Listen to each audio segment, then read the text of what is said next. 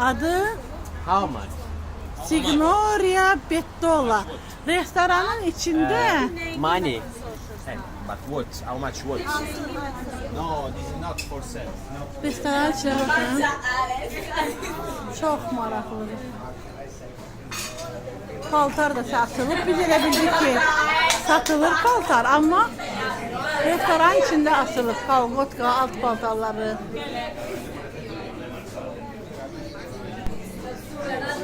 Çok maraqlıdır. 18 euro. Это видео Google.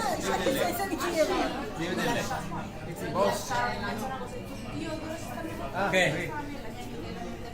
Michelo Barbier. Ha? Michelo Barbier. Это Yeah. Google Maps. Google Maps. Ah, oui. Ha. Oui, 5 star.